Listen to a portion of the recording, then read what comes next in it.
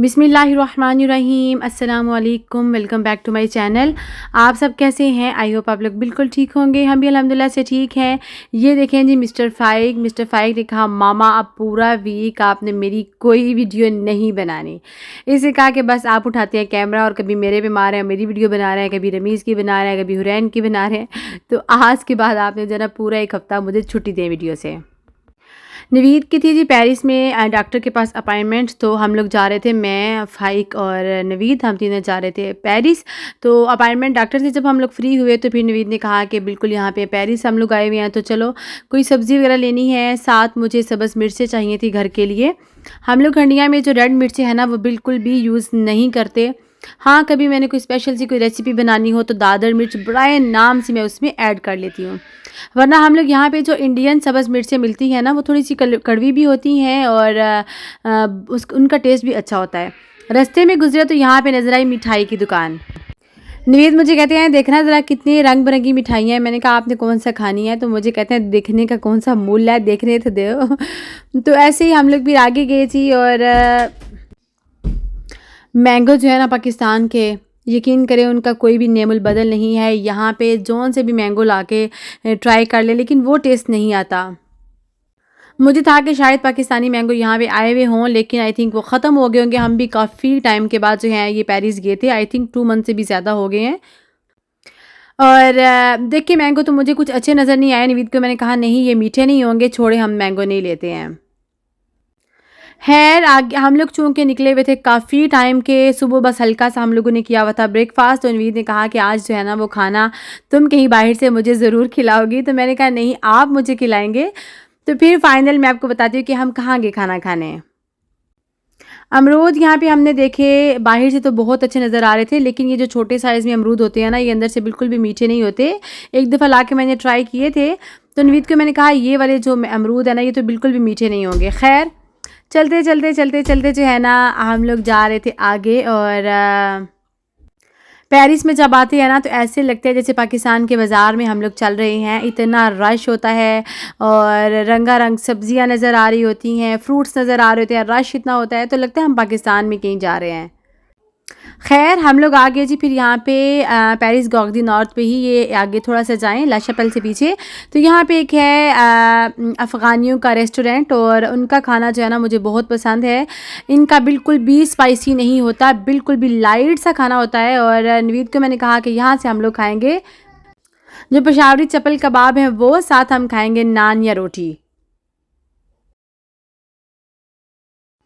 फ़ाइक हमारे साथ था तो फ़ाइक ने कहा कि मैं तो ये नहीं खाऊंगा। तो नवीद ने कहा चलो आज फ़ाइक की भी मर्ज़ी पूछते हैं फ़ाइक ने क्या खाना है, तो चलो आज उसको भी उसकी पसंद का खिलाते हैं। तो फ़ाइक ने कहा कि मैं खाऊंगा जी पिज़्ज़ा, क्योंकि मामा पिछले 2-3 महीनों से इतना बिज़ी है कि मामा ने घर में पिज़्ज़ा नहीं बनाया। उसने कहा मैं खाऊंगा पिज़्ज़ा। सो फ़ाइक के लिए हम लोगों ने ऑर्डर कर और यहाँ पे जब जब तक हमारा खाना नहीं आ रहा था ना, मैं बाहर देख के न्यू से यही बात कर रही थी। मैंने कहा कितना रश है ना यहाँ पे। जब हम लोग पहले पेरिस रहा करते थे ना तो इधर बिल्कुल गॉर्ग दी नॉर्थ के बिल्कुल पास ही हम लोग रहते होते थे, तो वो पुराना टाइम हम सारा बहुत याद कर रहे थे। यहाँ पे जी मज़ेदार किस्म के हमारा खाना आ चुका था, गरम गरम से, साथ रोटियाँ थी, साथ जो थे वो चप्पल कबाब थे। फ़ाइक को मैंने कहा हमारे साथ खाओ, तो कहता है नहीं क्योंकि मैंने अपना पिज़्ज़ा खाना है, आप लोग ही खाएँ खाना। हम लोगों ने ऑर्डर किया था पिज़्ज़े का, उसे शायद समझ नहीं आई, मिस्टेकनली वो ले आया जी यहाँ पे कबाब। तो मैंने कहा नहीं हमने तो ये ऑर्डर ही नहीं किया। खैर वो वापस ले गया, उसने कहा कोई बात नहीं मैं पिज़्ज़ा जो है वो बना के ले आता हूँ। मेरा तो दिल नहीं कर रहा था कि जब तक फ़ाइक का नहीं आई हम लोग खाएं, लेकिन फ़ाइक ने कहा मामा आप अपना खाना ठंडा नहीं करें, प्लीज़ आप लोग खाओ, कोई बात नहीं मैं वेट कर रहा हूँ। सो हम लोगों ने जी यहाँ पे भी इंजॉय किया अपना लंच। और शामी कबाब, ये जो चप्पल कबाब है बहुत ही सॉफ्ट जूसी और बहुत कम स्पाइस के साथ थे, बहुत मज़े के थे। शुक्र है कि नवीद की तबीयत पहले से बेहतर है। पिछले मंथ तो इनकी तबीयत इतनी ख़राब रही है ना, बहुत ज़्यादा। और यहाँ पे देखें जी फ़ाइक का गर्मा गर्म जो आ गया था पिज़्ज़ा, और यकीन करें कि इनका पिज़्ज़ा इतना अच्छा मुझे पसंद आया। देखिए यहाँ पे सब्जियों की क्वांटिटी भी बहुत ज़्यादा थी चिकन की, वरना आप बाहर से पिज़्ज़ा खा लें और ऐसे लगता है कि बस ऊपर सब्जियाँ और चिकन जो है ना उनका एक नाम ही किया हुआ है। खैर बहुत मज़े का था। फ़ाइक ने तो पूरा पिज़्ज़ा नहीं खाया, हाफ़ भी नहीं खाया। उसने कहा कि नहीं, बाकी जो पिज़्ज़ा है वो मेरे आपी और रमीज़ के लिए पैक करवा लें। बाकी जो हमारा लेफ़्ट ओवर खाना था वो हमने पैक करवा लिया। उसके बाद हम लोग आ गए जी, साथ मुझे जो चाहिए थी मिर्चें वग़ैरह, उसके लिए हम आ गए शॉप पे। चलें जी, आज मैं आपके बारहा पूछे जाने एक सवाल का जवाब भी दे दूँ। आपने मुझे कई दफ़ा कहा कि नवीद भाई क्या जॉब करते हैं, बल्कि 2-3 तो मुझे इतने मज़े के कमेंट आए, मुझे पढ़ के हँसी भी आती है।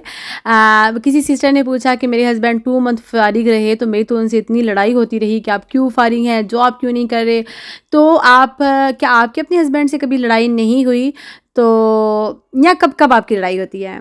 फ़र्स्ट ऑफ़ ऑल के देखें, घर चलाना जो है ना वो वाक़ई ही एक मर्द की ज़िम्मेदारी है और सब घरों के मर्द ही घर चलाते हैं। और लेकिन देखें कि मियाँ-बीवी गाड़ी के 2 पहिए होते हैं और अगर एक पहिया थोड़ा-सा ख़राब हो जाए ना तो दूसरा पहिया नहीं चल सकता। दूसरे पहिए को उस पहिए को साथ लेके ही चलना होता है, अकेले ज़िंदगी की गाड़ी नहीं चलती। और सबसे बड़ी बात ये कि मेरे हस्बैंड जो ये डायलिसिस करवाते हैं ना, ये घर से जाते हैं तकरीबन 3 से 4 बजे और रात को 11 बजे आते हैं।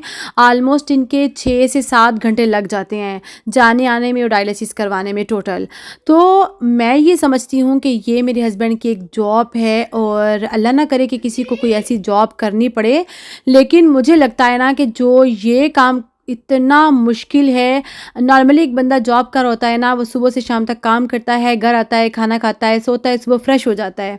लेकिन ये डायलिसिस जो इस चीज़ को जानते हैं ना, वो बेहतर जानते होंगे कि डायलिसिस कितना तकलीफ़ दे अमल है, इंसान को तोड़ के रख देता है दिन ब दिन।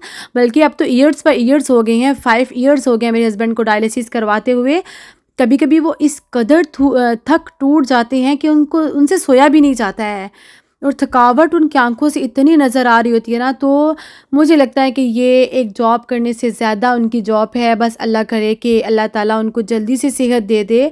और हमारी कभी भी लड़ाई नहीं हुई, बल्कि मुझे इतनी तकलीफ़ होती है अपने हस्बैंड की इस बीमारी को देख के। रोज़ाना हॉस्पिटल जाना, एक दिन घर, एक दिन हॉस्पिटल, इतना टफ़ है। हम लोग 2-3 महीने बीमार कभी होते हैं ना, कुछ दिन बीमार होते हैं, इतना अपनी बीमारी से तंग आ जाते हैं। और मेरे हस्बैंड ने कभी भी गिला शिकवा नहीं किया कि मैं इतना बीमार हो गया हूँ, बल्कि वो कहते हैं कि मैं हर हाल में अल्लाह की ज़ात का शुक्र अदा करता हूँ और उससे मैं सेहत मांगता हूँ।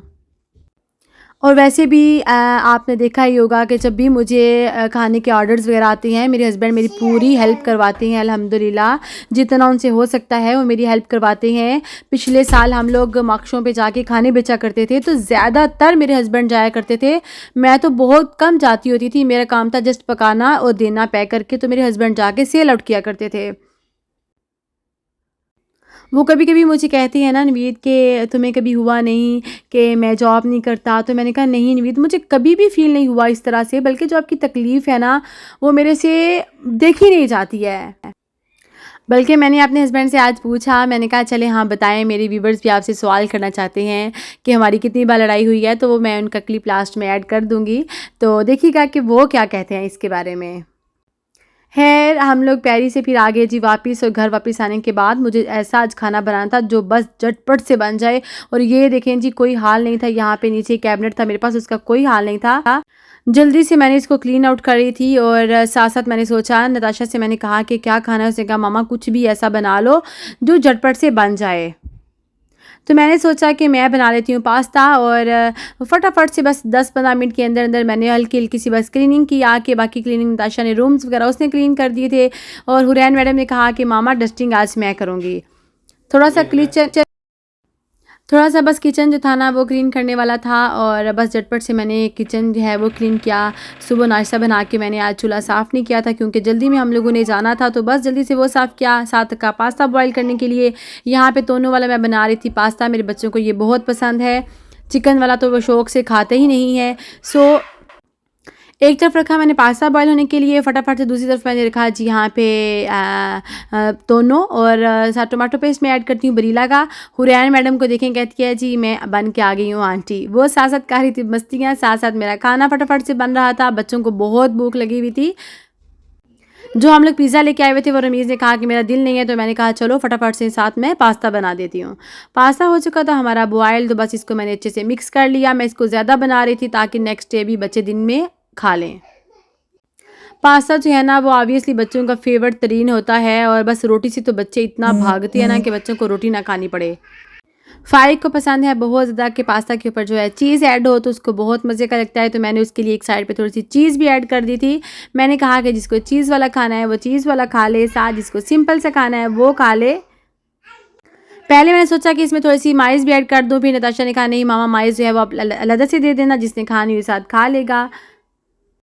उसके बाद हमारे यहाँ पे ना टाउन में एक आंटी रहती हैं, उनको मैंने देना था खाना, तो मैं लेके आई हुई थी भिंडियाँ। उन्होंने कहा कि जब भी तुम पेरिस गई मेरी भिंडी लेके आना और मुझे भिंडी बना के देना। उन्हें भिंडी बहुत पसंद है, तो बस यहाँ पे झटपट से मैंने उनके लिए साथ भिंडी भी बना रही थी। प्याज वाली भिंडी होना और साथ मैं कहती हूँ तंदूर की रोटी हो तो क्या ही मज़ा है। खाना वाना हम लोगों ने खा लिया और बस बच्चे उसके बाद कर रहे थे शरारतें वगैरह, और रमीज़ को जो है वो मैं कुरान पढ़ा रही थी। हुरैन मैडम जो है ना वो सबको फिर खूब जो है वो तंग कर रही थी।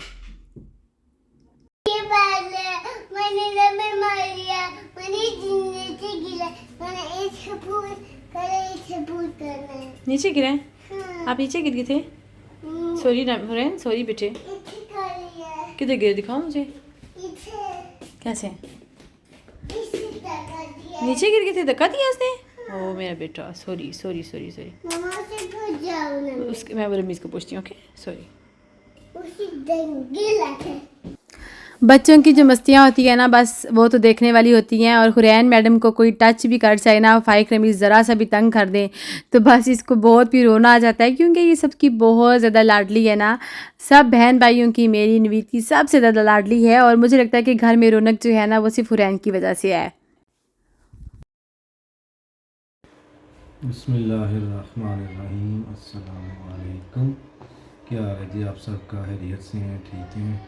सबसे पहले आप सबका बहुत बहुत शुक्रिया। आप सब ने मेरे लिए बहुत सारी दुआएं की हैं, क्योंकि पिछले 2 हफ्ते पहले मेरी तबीयत बहुत ख़राब हुई थी, पेट में दर्द था, फिर एम्बुलेंस मंगवाई और सारा दिन मैं इमरजेंसी में रहा, जैसा कि आपने वीडियो में देखा होगा। और अब अल्हम्दुलिल्लाह अल्लाह ताला की ज़ात का बहुत बहुत बहुत शुक्र है, और आप सबका भी बहुत शुक्रिया। आप सब ने मेरे लिए बहुत सारे वज़ाइफ भी किए हैं, दुआएं भी की हैं। जिसने जितनी दुआ मेरे लिए की है अल्लाह ताला आप सबको जज़ाए खैर अता फ़रमाए, और अल्लाह ताला आप सबको भी आपके भी दर्जात बुलंद करे और आपको भी कामयाब करे और तंदुरुस्त रखे। बहुत शुक्रिया। और हाँ, एक क्वेश्चन है, बहुत बार ना एक क्वेश्चन आता है कि आपके हस्बैंड जॉब नहीं करते, आप लोगों की कभी लड़ाई नहीं हुई, कितनी बार लड़ाई हुई, बताएं आज ज़रा दिल खोल के हमारी कितनी लड़ाई होती है। आज जी ये बात मैं बिल्कुल आपको क्लियर बता दूं कि मैं 2018 तक जॉब करता रहा हूँ। हमारा अपना पहले जॉब भी की, फिर अपनी दुकान थी, सब कुछ था। लेकिन जब से मेरे डायलिसिस शुरू हुए हैं, मेरी बीमारी शुरू हुई है, तो उसके बाद मैंने काम नहीं किया। और सबसे बड़ी बात जो है मेरी जो ये मैडम है, ये मुझे काम बिल्कुल नहीं करने देती। ये कहती हैं जी आप जॉब नहीं करोगे, कहीं भी बाहर जा काम नहीं करोगे। हाँ एक बात है कि हम घर में खाना बनाते हैं, तो जो कोई आर्डर छोटा मोटा जैसा भी कोई आर्डर आता है खाने का, बिरयानी का, गोश्त का, तो उसमें हम सारे मिलजुल के काम करते हैं। मैं भी इनकी थोड़ी हेल्प कर देता हूँ, जैसे कि सलाद वगैरह बनाना, सब्ज़ी बनाना, प्याज वगैरह काटना या किचन में, तो वो अल्हम्दुलिल्लाह हम मिलजुल के करती हैं। वो कोई काम नहीं है, वो तो मैं वैसे ज़िक्र कर रहा हूँ, लेकिन अल्हम्दुलिल्लाह ये अल्लाह ताला मैडम को अजर अज़ीम अता करे कि जी इन्होंने 5 सालों में मुझे काम नहीं करने दिया, सिर्फ़ इस बात से के लिए कि इनको पता है कि मैं अब वीकनेस भी है, बीमारी भी है, तो मैं इनको मेरा काम करना क्या कहते हैं अच्छा नहीं लगता। वैसे यहाँ पे फ्रांस में जो डॉक्टर कहते हैं कि डायलिसिस के मरीज़ भी जॉब करते हैं, हाँ कोई 4 घंटे करे, हाँ 6 घंटे। तो मैंने भी ट्राई करने की कोशिश की है, लेकिन जो मैडम है, ये जो मेरी बीवी है, इन्होंने मुझे नहीं करने दी, और मैं बिल्कुल आराम से घर में अपना टाइम पास करता हूँ। 3 टाइम खाना, नाश्ता, डिनर, लंच इनसे मुझे ताज़ा ताज़ा मिल जाता है, जैसा कि आपने वीडियो में भी देखा कितनी मज़े की फ़िश, और मैंने आज 6, 7, 8 पीस खाए हैं फ़िश को। आज आपने खाया भी खाना कितने दिन बाद? हमें हाले 2 वीक्स के बाद आज आपने दिन में खाना खाया, वरना 2 वाले 4 वाले बस। तो अल्हम्दुलिल्लाह आप लोगों से भी रिक्वेस्ट है कि जो हमारे पास यहाँ पे फ्रांस में रहने वाले हैं, जिनको जब भी किसी खाने की ज़रूरत हो तो आप हमें ऑर्डर कर सकते हैं। आपको यम्मी सा, अच्छा सा, मज़ेदार सा खाना मिलेगा और इंशाल्लाह ज़रूर मिलेगा।